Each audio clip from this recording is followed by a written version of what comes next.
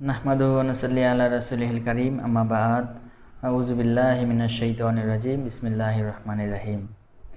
প্রিয় সুধী, আসসালামু আলাইকুম ওয়া রাহমাতুল্লাহি ওয়া বারাকাতুহু।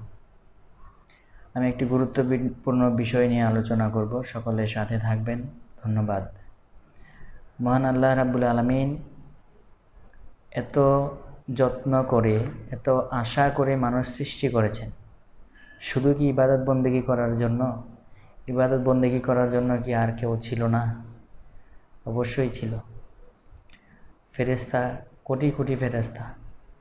ফেরেশতাদেরকে যদি বলা হতো যে তোমরা আমার ইবাদত করো, আমার গুণগান করো, 24 ঘন্টা সালাত আদায় করো, দিন রাত 24 ঘন্টা সালাত আদায় করতে থাকো, সুবহানাল্লাহ পড়তে থাকো, আল্লাহু আকবার বলতে থাকো, ফেরেশতাদের কখনো কোনো কষ্ট হতো না, পরিশ্রম হতো না, ক্লান্ত হতো না।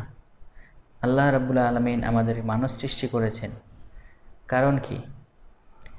এরকম কিছু বলে নাই যে আমি মানুষ সৃষ্টি করলাম, হে মানুষ, হে আদম, তোমরা আমাকে মহব্বত করো, আমাকে ভালোবাসো। আল্লাহ এরকম কিছু বলে নাই। তাহলে আল্লাহ কেন আমাদের সৃষ্টি করলেন? শুধুই কি ইবাদতবন্দি করার জন্য? আর যদি ভালোবাসার জন্য সৃষ্টি করে থাকেন, তাহলে আল্লাহকে কিভাবে ভালোবাসতে হবে? আল্লাহকে ভালোবাসার রাস্তা কি?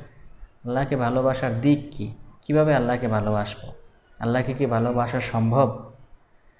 চলুন জেনে আসি। আল্লাহ রাব্বুল আলামিন পবিত্র কুরআন শরীফে বলেন, কুল ইন কুনতুম তুহিব্বুনাল্লাহ ফাত্তাবিউনি ইউহিব্বুকুমুল্লাহ ওয়া লা ইয়াগফির লাকুম যুনুবাকুম আল্লাহু গফুরুর রহিম।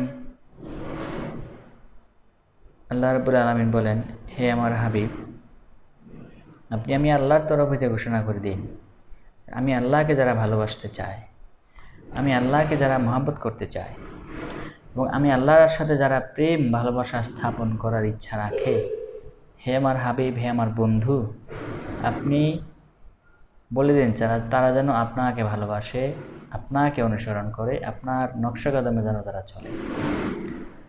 আল্লাহ রাব্বুল আলামিনকে ভালোবাসতে হলে আল্লাহ পরিষ্কার কোরআন শরীফে এখানে কোনো গোপন কিছু রাখেন নাই, বলে দিয়েছেন যে আমার হাবিবকে যদি ভালোবাসে, আমার বন্ধুকে যে ভালোবাসলো, আমার বন্ধুর সাথে যারা প্রেম ভালোবাসা স্থাপন করলো বা করবে, তারা আমি আল্লাহর সাথে প্রেম ভালোবাসা স্থাপন করবে। এখন আল্লাহ রাব্বুল আলামিন আমাদের হযরত মুহাম্মদ সাল্লাল্লাহু আলাইহি ওয়াসাল্লামকে যারা ভালোবাসলো, যারা দেখলো, তারা নবীজিকে ভালোবাসলো, মহব্বত করলো। এখন প্রশ্ন করা হলো নবীজিকে যে ইয়া রাসূলুল্লাহ, আপনাকে ভালোবাসলে আল্লাহ রাব্বুল আলামিন নিজেই খুশি হবেন। আপনাকে ভালোবাসার কথা আপনি বলে, আপনার আল্লাহ আপনাকে ভালোবাসলে অনেক খুশি হয়। আপনাকে ভালোবাসলে আপনার আল্লাহকে ভালোবাসা হবে, আপনার সাথে মহব্বত করলে আল্লাহর সাথে মহব্বত করা হবে। তো ইয়া রাসূলুল্লাহ, আপনি যখন দুনিয়া থেকে পর্দা নেবেন, দুনিয়া থেকে যখন আপনি পর্দা নেবেন, তখন তো আপনাকে কেউ দেখতে পারবে না, তখন তো আপনাকে কেউ ভালোবাসতে পারবে না। তখন কিভাবে আল্লাহকে ভালোবাসা হবে? এই প্রশ্নের জবাবে আল্লাহ বলেন যে হে আমার সাহাবীগণ, তোমরা শোনো, আমাকে যে ভালোবাসবে, আমার যারা অনুসারী হবে, নায়েবে রাসূল হবে, আমাকে যে ভালোবাসবে, তাকে যদি তারা ভালোবাসে, তাহলেই আমাকে ভালোবাসা হয়ে যাবে। আমাকে ভালোবাসলে আল্লাহ রাব্বুল আলামিনকে ভালোবাসা হয়ে যাবে। তাহলে আল্লাহ রাব্বুল আলামিনকে ভালোবাসার রাস্তাটা কিভাবে দিয়ে দিয়েছেন? শুধু ইবাদত বন্দেগীর মধ্যে ভালোবাসার সীমাবদ্ধতা রাখেন নাই। ভালোবাসার কতগুলা দিক আছে, সেগুলো আমাদেরকে জানতে হবে, বুঝতে হবে। তো আমাদেরকে ভালোবাসতে হবে যারা নায়েবে রাসূল, উলিয়াগণ, তাদেরকে ভালোবাসতে হবে এবং তাদের রাস্তা ধরেই হযরত মুহাম্মদ সাল্লাল্লাহু আলাইহি ওয়াসাল্লামকে ভালোবাসা হবে।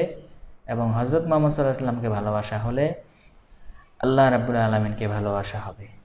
সকলকে ধন্যবাদ।